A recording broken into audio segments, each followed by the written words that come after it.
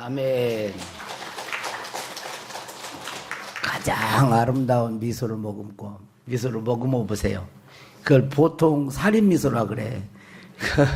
살인 미소를 머금고 우리 옆에 사람에게 이렇게 인사하겠습니다. 올 한 해도 참 수고 많으셨습니다.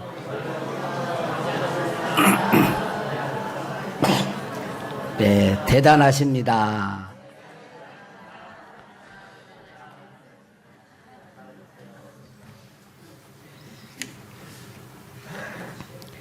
오늘 하나님께서 우리의 예배를 받으시고 우리의 영과 혼과 몸을 회복하시고 하나님의 뜻을 이루어가는 복된 저희들 될 수 있기를 축복합니다. 그리스도인들에게, 그리스도인은 누구예요? 나예요. 그리스도인은 그러면 옆집 아저씨인가? 뭐 그러면 안 돼요. 그리스도인은 예수 믿는 사람을 그리스도인이라 그러는 것입니다. 그러니까 누구예요? 나예요. 나. 그리스도인들에게 가장 중요하고 그러니까 나에게 가장 중요하고 절대적인 것이 무엇이 있을까? 그게 뭐겠어요? 나에게 가장 중요하고 절대적인 것이 뭐니 해도 돈을 많이 버는 것. 에? 또 그거 있을 수 있겠죠? 또 건강한 거.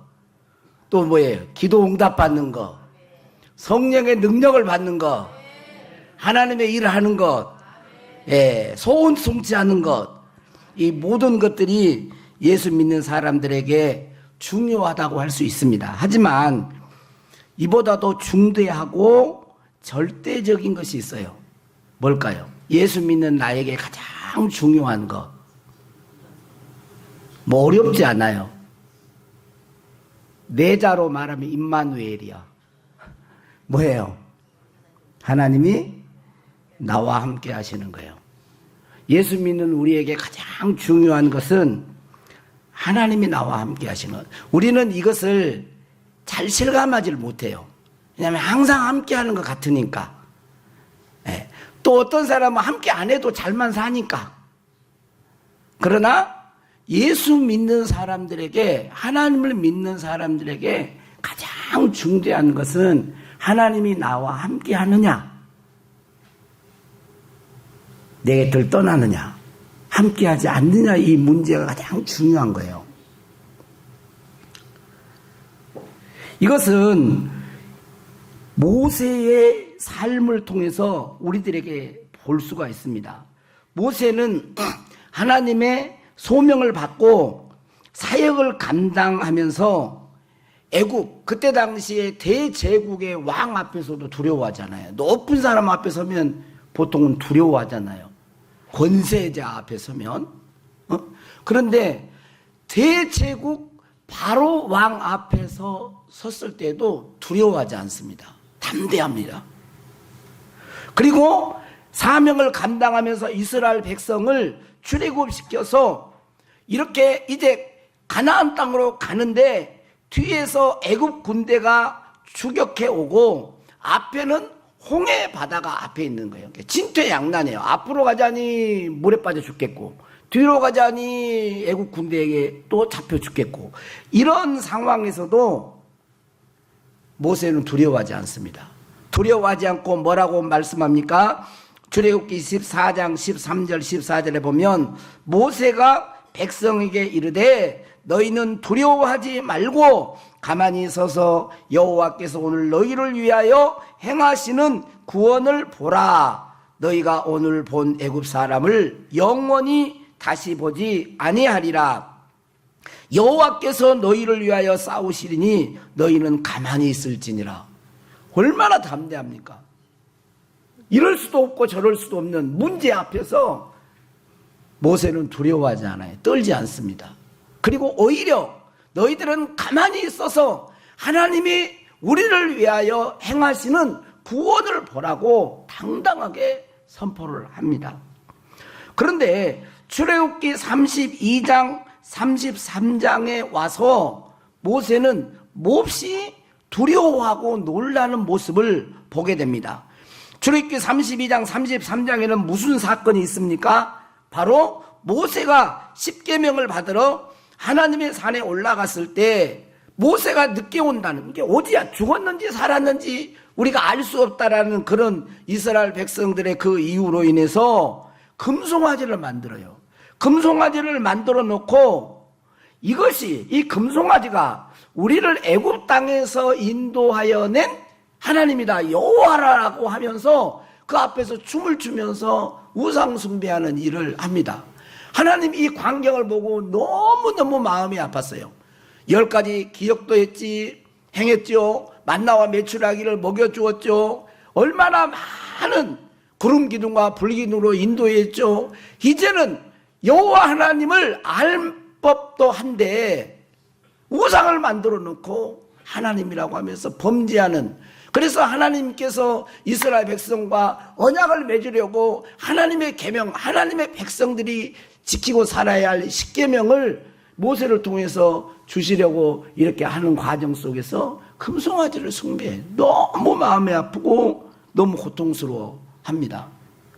그리고 이제 내려가라고 다시 말씀하면서 그 사건이 있고 난 이후에 출애굽기 32장 31절에서 34절을 한번 좀 길지만 한번 읽어보겠습니다. 시작. 모세가 여호와께로 다시 나와 여짜오되 슬프도소이다. 이 백성이 자기들을 위하여 곧 금신을 만들어 싸우니 큰 죄를 범하였나이다. 그러나 이제 그들의 죄를 사하시옵소서. 그렇지 아니하시오면 원하건대 주께서 기록하신 책에서 내 이름을 지워버려 주옵소서. 여호와께서 모세에게 이르시되 누구든지 내게 범죄하면 내가 내 책에서 그를 지워버리리라. 이제 가서 내가 내게 말한 곳으로 백성을 인도하라. 내 사자가 내 앞서 가리라. 그러나 내가 보응할 날에는 그들의 죄를 보응하리라 그랬어요.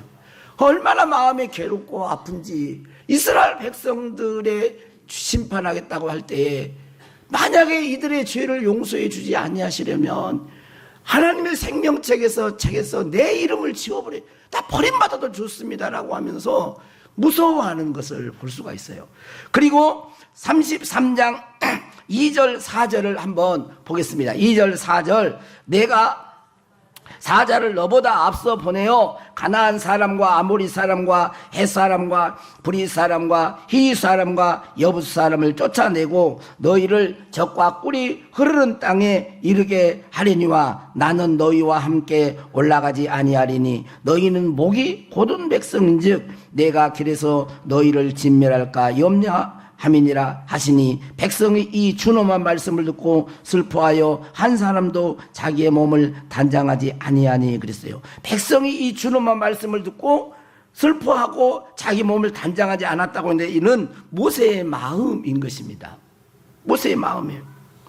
모세가 가장 두려워한 건 뭐예요? 이스라엘 백성들과 함께 가지 않겠다는 거예요. 3절에 보면 너희를 적과 꿀이 흐르는 땅에 이르게 하려니와 나는 너희와 함께 올라가지 아니하리니. 사자를 보내서 가나안 땅을 점령하게 해주겠다는 거예요. 약속대로 그것을 이루겠다고 합니다. 그런데 나는 여호와 나는 너희와 함께 올라가지 않겠다. 어떻게 보면 그렇게 두려워할 일도 아닌 것처럼 보이잖아요. 그런데 모세는 가장 두려워하고 무서워하고 만약에 함께 가지 아니하려면 내 이름을 주님의 책에서 지워버려 주옵소서. 그러면서 이스라엘 조상들과 약속했던 그 하나님 그 약속을 언약을 성취해달라고 간청하고 또 간청하고 하면서 여호와의 영광을 나에게 보여주세요 하면서 계속해서 여호와 하나님이 우리와 함께 가셔야 됩니다. 우리와 함께 가셔야 됩니다라고 그렇게 간청하는 걸 볼 수가 있습니다.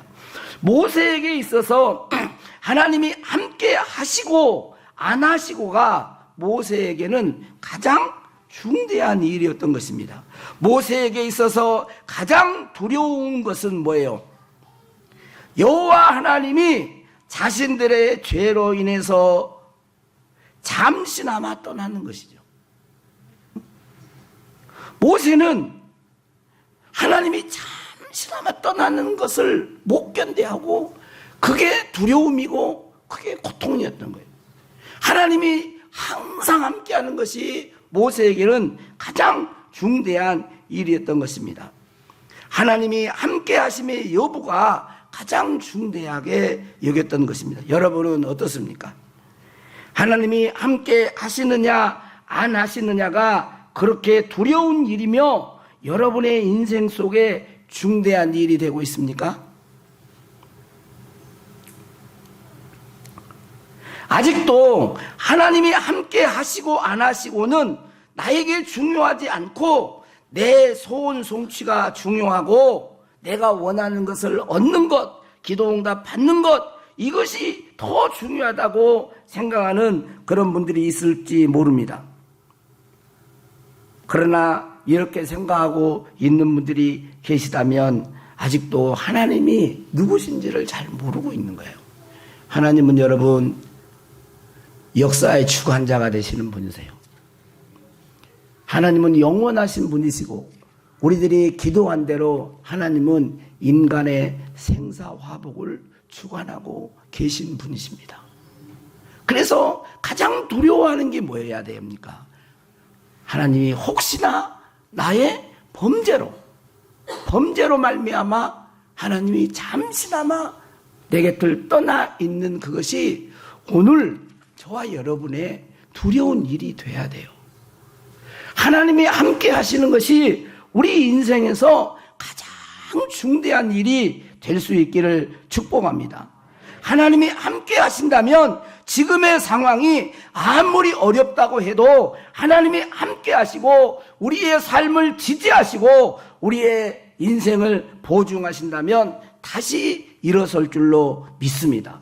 어떠한 환경에서도 일어서는 거예요. 형통은 뭐냐? 내가 종으로 팔렸느냐? 내가 지금 현재 고통 가운데 있느냐? 이게 아니에요. 하나님이 함께 하시느냐요. 여러분들이 잘 알고 있는 창세기 39장에 보면 요셉이 어디로 팔립니까? 종으로 팔려가잖아요. 그런데 뭐라고 하고 있어요? 여호와께서 요셉과 함께 하심으로 뭐라 그러죠? 불행한 자가 되어? 그렇죠. 형통한 자가 되어. 결국은 형통이니까. 근데 저도 오늘 이 말씀을 이렇게 준비하면서 모세처럼 그러진 않는구나. 모세처럼 그러면 좋겠는데 여러분 모세처럼 그러면 죄를 짓는 것 여러분 쉽게 죄를 못 집니다. 하나님은 거룩하신 분이시기 때문에 거룩한 성령님을 모시고 있는 자가 쉽게 죄를 방관하지 않아요. 임마누엘 주님은 세상 끝날까지 우리와 함께 하시니까 그리고 죄를 방만히 여기고 세상을 사랑하고 그렇게 산다면 여러분 그 심령과 그 곁에서 주님은 늘 탄식하시고 아파하지만 그의 심령과 함께 할 수가 없는 것입니다. 오늘 말씀은 야곱의 인생의 노년에 애굽 왕 바로를 만나서 대화한 내용입니다. 야곱은 바로 왕을 만나서 7절에 보니까 뭐를 했어요? 바로 왕을 축복합니다. 바로가 묻습니다. 내 나이가 얼마냐? 이 질문에 야곱이 대답하는데 크게 세 가지 차원에서 대답을 합니다. 첫째는 뭐냐면 인생이 무엇인지를 말을 해줘요. 그 다음에 두 번째로는 자신이 어떻게 살아왔는지를 말을 해줍니다. 그리고 세 번째로는 지금 자신이 어떤 사람인지를 보여주고 있습니다. 첫 번째 인생이 무엇이냐는 거예요. 바로가 당신의 나이가 얼마입니까? 라고 물었으면 뭐라고 하면 돼요? 130살 먹었습니다. 이러면 될 텐데 뭐라고 합니까? 야곱이 내 나그네의 길의 세월이 130년입니다. 그랬어요. 130살 먹었습니다. 이렇게 말하지 않고 내 나그네의 인생의 길을 이렇게 얘기를 하는 것이면 인생은 뭐라는 거예요? 그래서 인생은 나그네 인생 길이라는 거예요. 우리 지기현 집사님이 마이크만 주면 다 한다 부를 텐데 하숙집인가요, 그거? 인생은 나그네 길 어디서 왔다가 어디로 가는지 모르. 인생은 나그네 길이라는 거예요. 인생은 얼마를 살든 나그네 길입니다. 야곱은 누구보다도 잘 살고 성공하고 행복하게 살고자 악착같이 살았던 그런 인물입니다. 그런데 나이를 먹어가면서 깨닫게 된 것입니다. 뭐예요? 인생은 나그네임을 알게 된 거예요. 나이를 먹어가면서, 젊었을 때는 잘 몰랐는데 나이를 먹어가면서 이걸 알게 된 것입니다. 여러분, 나그네는 쉽게 말하면 뭐 하는 사람이에요? 잠시 왔다가 떠나는 것을 말을 합니다. 잠시 머물거나 잠만 자고 떠나는 사람이 나그네예요. 나그네 우리 집에 와서 먹을 하룻밤 자고 가는 거예요. 살지 않습니다. 어떤 사람도 이 세상에서 영원히 사는 사람은 없습니다. 아무리 많이 가진 부자도 권세자도 도덕군자도 다 왔다가 떠나는 것이 인생이라는 것입니다. 사람들은 그 사실을 잘 모르다가 나이가 먹어가면서 그것을 실감하게 돼요. 우리 교회 권사님들도 제가 여기 옛날 제가 이름을 여기다가 했는데요. 돌아가신 분들의 이름을 쭉 써봤어요. 근데 이름이 잘 생각이 안 나는 거예요. 돌아가신 분들이. 우리 권사님들이 연세가 지금 80이 넘어가신 권사님들이 이제 같이 신앙생활 했던 분들이 한 분 한 분 안 계신 거죠. 같이 밥 먹고 같이 일하고 같이 웃고 했던 분들이 한 분씩 한 분씩 떠나고 안 계신 거예요. 옆에가. 그러면서 이제 옛날부터 신앙생활 했던 이 교회를 지으면서 이렇게 신앙생활 했던 분들이 옆에 몇 분이 안 계시면서 얼마나 지금은 소중한지 모른다고. 그 얘기를 제가 늘 종종 듣습니다. 그러면서 서로 의지하는 거예요. 서로 의지. 언제 갈지, 같이 신앙생활 하다가 먼저 언제 가실지 모른단 말이에요. 여러분, 우리 인간은 어떤 사람이든지 건강했다 할지라도 언젠가는 떠나는 나그네 인생임을 우리는 기억하며 살아야 할 줄로 믿습니다. 히브리서 11장 13절 14절 16절에 보면 이 사람들은 다 믿음을 따라 죽었으며 약속을 받지 못하였으되 그것들을 멀리서 보고 환영하며 또 그 땅에서 외국인과 나그네임을 증언하였으니 그랬어요. 나그네임을 알고 뭐를 합니까? 본향을 찾아가는 자라는 거예요. 본향. 16절에는 그들은 이제 더 나은 본향을 사모하니, 더 나은 본향, 하나님이 계신 곳, 하나님이 예비해 놓으신 하나님의 조서, 하나님의 나라, 더 좋은 본향을 사모하는 거예요. 우리는 이 땅에 살다가 나그네 일생을 살다가 하나님의 자녀는 하나님의 집에 들어가는 거예요. 뭐라고 이야기합니까? 하나님께서 자기를 위해서 한 성을 예비해 놓으셨다 그래요. 한 성을. 여러분들은 이 땅에 나그네임을 알고 한 성을 예비해 놓으신 하나님의 나라를 바라보면서 믿음의 행진을 하고 있는 것입니까? 아니면 이 세상이 전부인 것처럼 야곱이 나그네 인생을 깨닫지 못하고 이곳에 전부인 것처럼 이 안에서 욕심부리고 미워하고 시기질투하고 비교하면서 막 싸우면서 그렇게 사는 사람은 우리 둔독교회는 한 사람도 없는 것 같습니다. 미소를 머금은 사람은, 미소를 머금은 사람. 여러분, 세상 사람들 그렇게 사는 거예요. 어떻게 해서는 죽이는 거예요. 어떻게 해서든지. 나보다 앞서가면 죽이는 것이고, 나보다 잘나면 미워하고 험담하고, 이게 세상의 가치 아닙니까? 베드로전서 2장 11절에는 우리에게 이렇게 말합니다. 사랑하는 자들아, 거류민과 나그네 같은 너희를 구원하노니 영혼을 거슬려 싸우는 육체의 정욕을 제어하라 그랬어요. 예수 믿는 사람은 따라서 거류민이고,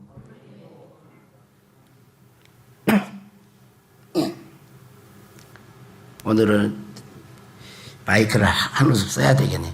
거류민이고 나그네예요, 나그네. 여러분 아세요? 우리 성가대원들 나그네인 줄 아세요? 네? 나그네요? 아직은 나그네가 아니요? 나그네예요. 여러분 나그네인 줄 아는 사람은 어떻게 살아요? 영혼을 거스려 싸우는 육체의 정욕을 제어하라.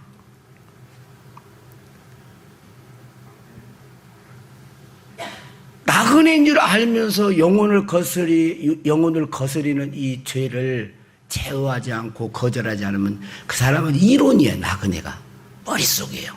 머리에 지식이에요. 그 사람을 바꿀 수가 없어요.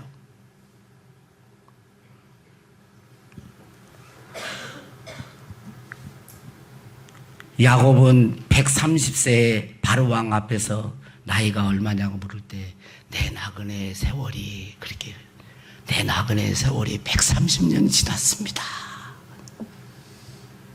130살 되신 분들 한 사람도 없으니까 다 숙연해지네요. 그죠? 그리고 두 번째로 나그네 인생길에서 자신이 어떻게 살아왔는지를 말을 합니다. 어떻게 살아왔다는 거예요? 험악한 세월을 보내었나이다.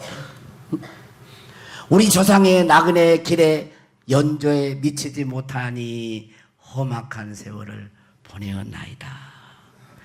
이 험악한 세월을 보내었나이다 라는 이 고백은 굳이 야곱의 인생을 빌리지 않아도 우리 인생을 보면 알 수가 있어요. 여러분 65세 70세 이상 되신 분들은 저 나이보다는 조금 더 많아야 되니까 그러신 분들은 다 험악한 세월을 보냈어요. 옆에 사람 나이 한 70세 되신 분들 한번 봐보세요. 존경하는 눈으로 보셔야 존경하는 눈으로. 오늘 보세요.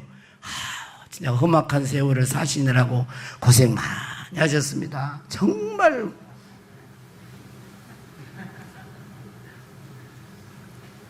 장가별 집사님 손 한번 이렇게 해가지고 손을 한번 들어보세요.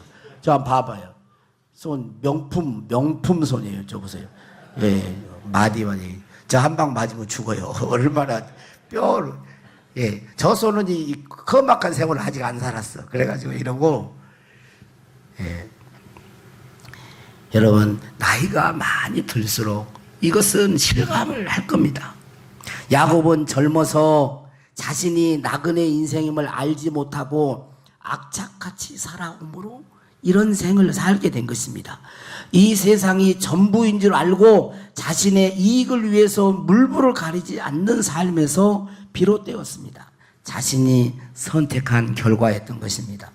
제가 종종 말하지만 자신이 만들지 않는 인생은 없습니다.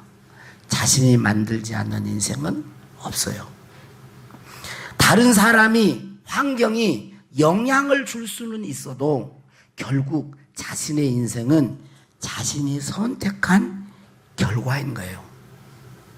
어리석은 사람은 남 탓하는 사람이 어리석은 사람이에요. 주변에 선택권은 자유가 있기 때문에 선택권은 내가 하는 거예요. 우리 순덕교회 성도님들은 남 탓 안 할 수 있기를 바랍니다.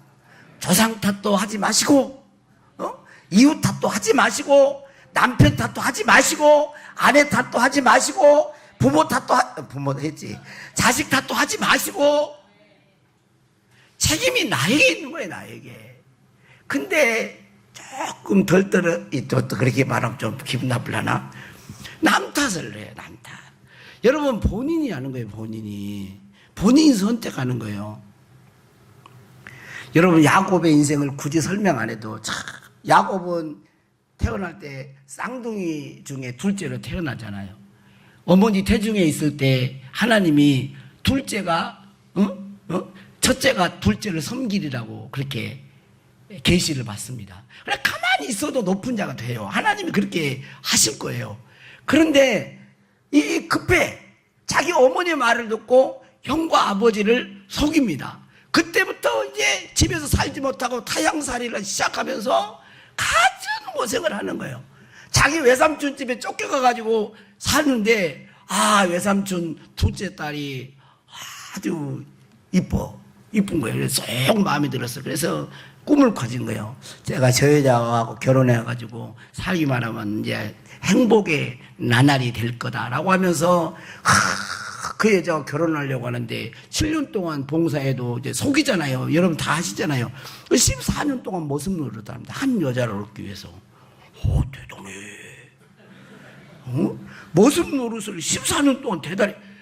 그래서 결혼을 했고 여자를 나이를 얻었잖아. 이쁜 여자를 얻었는데 이 이쁜 여자가 얼굴은 예쁜데 아주 속이 덜 찼어. 시기 질투가 많아. 아주 고집불통이야. 또 하나님을 잘 섬기지 않고 우상을 섬기해. 우상 섬겨요. 그때부터 마음고생이 시작된 거예요. 마음고생. 이 라헬이 또 아들을 낳다가 또 세상을 떠나버리네. 자기가 타향살이 할 때 베델에서 하나님이 만나잖아요. 내가 고국에 돌아가면 이 베델에 가가지고 하나님 앞에 제단을 쌓고 예배한다 그랬는데 자기 형을 극적으로 또 만나가지고 가잖아요. 그런데 자기 형이 또 무서워서인지 베델로 약속을 잊어버려 또. 그래가지고 세겜 땅에 또 거기서 자식 교육 잘 시킨다고. 요즘으로 말하면 이 방충이나 이런 데 시골에 말고 저기 한양으로 보내야 된다고. 한양 그런 곳으로 보내서 막 하네요.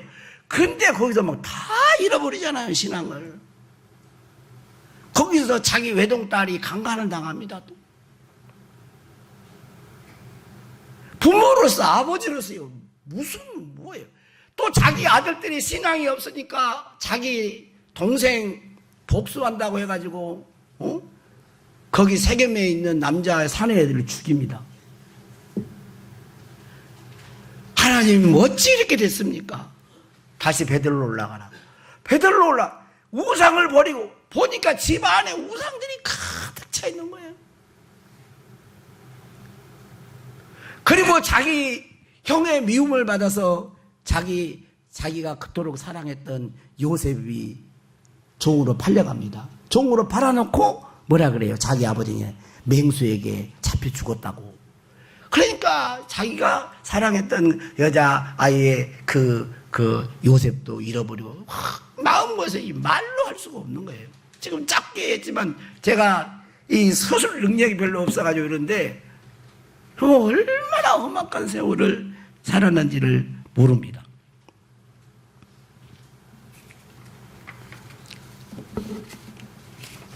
그럼에도 불구하고 하나님께서는 이런 험악한 세월 속에서 하나님이 지켜주시고 은혜 주시고 완전히 멸망하지 않도록 인도해 가신 것을 볼 수가 있습니다. 하나님은 야곱이 성공하는 인생이 되기를 원했습니다. 그런데 그가 잘 나가면 나갈수록 계속 하나님과 멀어지는 삶을 사는 거예요. 그래서 하나님은 하는 수 없이 그에게 사랑의 징계로 안전보호막을 쳐가지고 그 영혼을 버리지 아니하시고 끝까지 변화시켜가는 걸 볼 수 있습니다. 그렇게 이렇게 세월이 흘러가면서 이제 야곱은 변화가 돼야죠. 변화된 인생. 여러분, 하나님의 사람으로 이 야곱이 변화가 되는데 어떤 사람이 된 거예요? 오늘 제목처럼 축복하는 사람이 된 거예요. 축복하는 사람. 야곱은 바로를 만나면서 축복하고 10절에 야곱이 바로에게 축복하고 그 앞에서 나오면서도 축복하는 사람이 돼요. 바로를 만났을 때도 축복하고 나오면서도 축복하고 축복하는 사람이 됐습니다. 야곱은 자신의 욕심을 채우기 위해서 수단 방법을 가리지 않는 사람이 아니라 다른 사람들을 축복해 주는 사람이 된 것입니다. 축복해 주었다는 이 말씀은 야곱이 하나님을 사랑하고 하나님과 함께하는 사람이 되었다는 것입니다. 다른 사람과 비교하여 질투하고 시기하는 사람, 다른 사람들의 복을 빼앗는 사람이 아니라 다른 사람을 축복하는 사람이 된 것입니다. 여기 야곱이 바로를 축복했다는 것은 굉장한 것입니다. 바로는 여러분 봐보세요. 안 가진 것이 없는 사람이에요. 제국의 왕이었을 때 안 가진 권세, 안 가져요. 모든 걸 다 가진 사람이에요.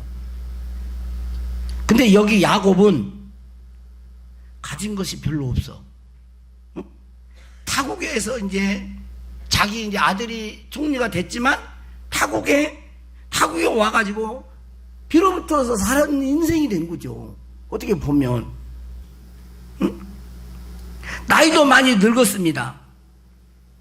그런데 야곱이 만약에 바로가 가진 것을 부러워했다면 축복했겠어요? 바로가 가진 것을 부러워했다면 야곱이 바로를 축복했겠어요? 그러지 못했을 것입니다. 야곱은 바로가 가진 것이 부러워하지 않았습니다. 야곱은 안 거죠. 진정한 축복은 돈도 아니요, 권력도 아니요, 하나님이시라는 걸 안 거예요. 여러분도 동의하세요? 하나님이 진짜 복인 걸 아세요?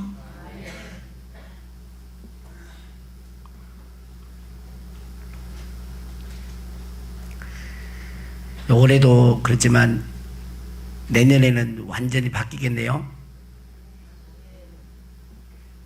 네?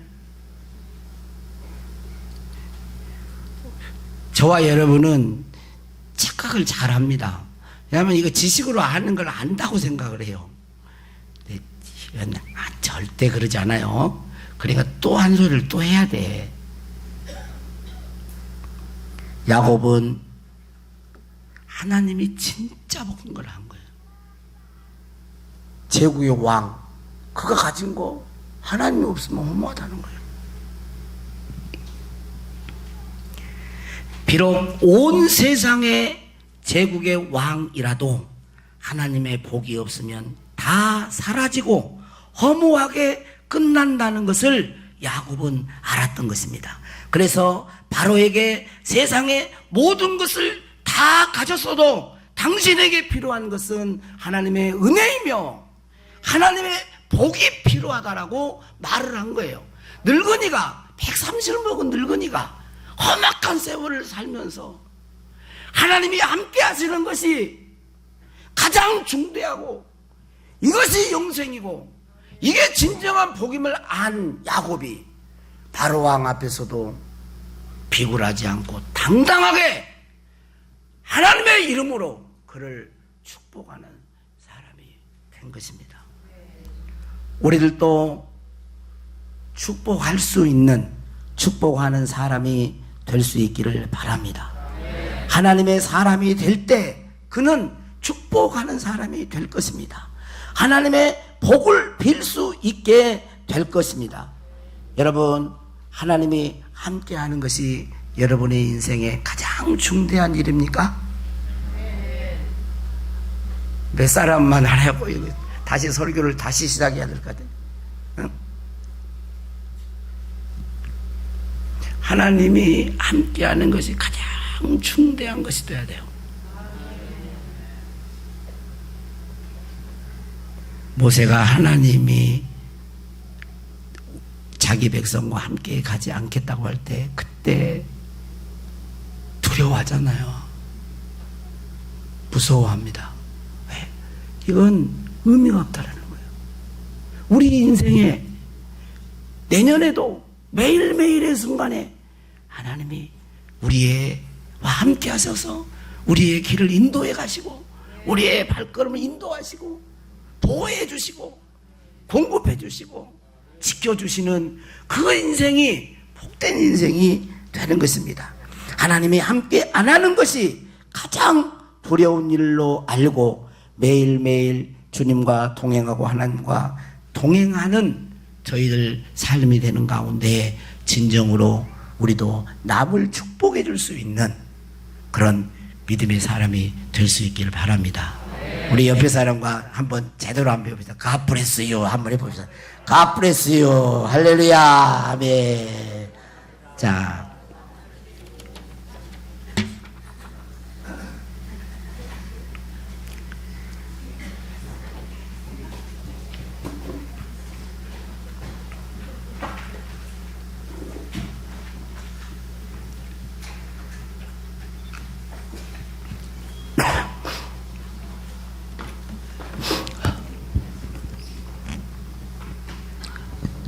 우리 찬양하면서 올 1년 동안 한번 돌아보세요. 하나님이 여러분과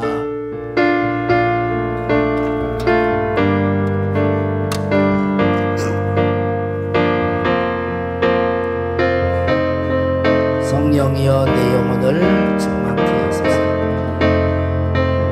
성령이여 내 영혼을 충만케 하소서. 내 속에 강물이 넘쳐나게. 같이 손뼉 치면서 성령 내 영혼을 충만케 하소서. 내 속에 강물이 넘쳐나게. 오 성령 하나님 나 다시 새롭게 하소서. 채우소서. 내 영혼이 세상 유혹 다 이기고 다시 주를 닮아가도록 채우소서. 내 영혼이 세상 유혹 다 이기고 오직 주만 나타내도록. 성령이 한 번 더 합시다. 성령이여 내 영혼을 충만케 하소서. 내 속에 강물이 넘쳐나게. 성령이여 내 영혼을 충만케 하소서. 내 속에 강물이 넘쳐나게.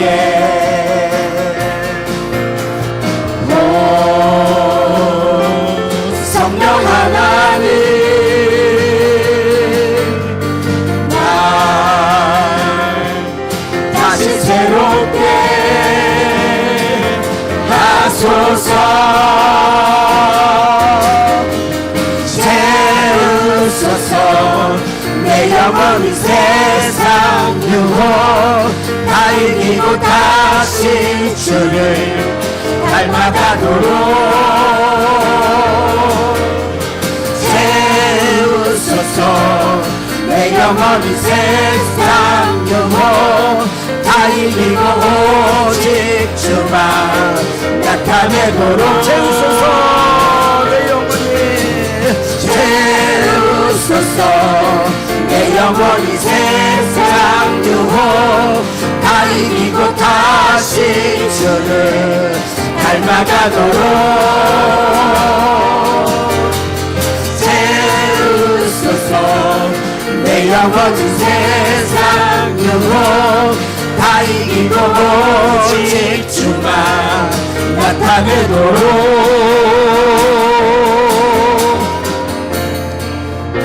다 같이 눈을 감고 잠깐 기도하겠습니다. 이제 교회 나오신 지 얼마 안 되신 분들은 여러분 마음으로 진실로 그렇게 고백하시면 됩니다. 하나님, 내가 하나님을 알지 못하고 창조주 하나님을 알지 못하고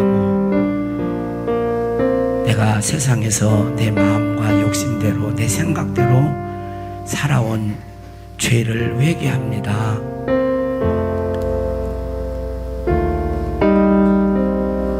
이 시간 내가 내 죄를 회개하고 하나님을 내 마음에 모셔드립니다. 주님, 내 마음에 모셔드립니다. 오시옵소서. 길다면 길고 짧다면 짧은 이 나그네 인생길에서 우리와 함께 하셔서 더 좋은 본향 하나님의 나라에 들어가기까지 친히 우리와 함께 하셔서 인도해 주시기를 원합니다. 연약한 무릎을 주께서 세워주시고 붙잡아 주시고 사랑하는 주님 예수님의 자녀들의 손을 이끌어 주시옵소서. 사랑하는 우리 둔독교회 중직자 여러분, 여러분에게 하나님의 함께 하심이 가장 중대한 일입니까? 매 순간순간 내 안에 거룩한 성령이, 너희는 성령이 거하시는 하나님의 전인 줄 알지 못하느냐?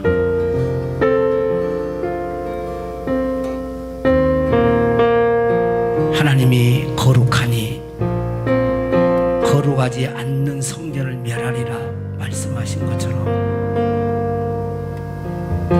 오늘 우리도 모세와 같이 우리의 범죄로 인해서 잠시나마 성령이 근심하고 탄식하는 것을 두려워할 줄 알아야 됩니다.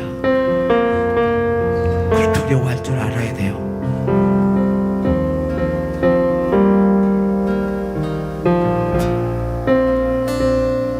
그 사람이 진정 축복의 사람이 될 수 있습니다. 하나님은 우리를 먼저 부르신 것은 세상을 축복하라고 부르신 자예요. 나를 비롯해서 우리 장로님들, 우리 권사님들, 우리 안수 집사님들이 앞으로 오는 한 해에는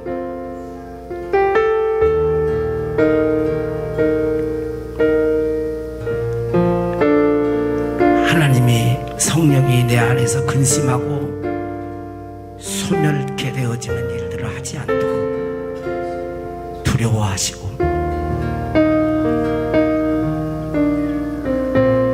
우리를 통해서 마음껏 주님의 생명과 능력이 흘러갈 수 있도록 우리 자신을 내어드릴 수 있기를 바랍니다. 하나님은 그걸 원하세요. 하나님, 우리가 마음을 들여서 이 시간 기도합니다. 하나님, 우리의 기도를 들으시고 역사하여 주옵소서.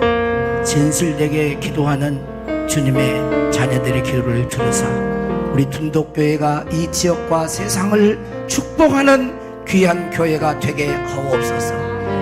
만물 위에 교회로 세웠고 교회의 머리로 예수 그리스도를 세웠사오니 주여 만물을 충만케 하는 교회가 되게 하여 주시고, 우리들도 만물을 축복하는 그런 주의 자녀로 살게 하여 주시옵소서.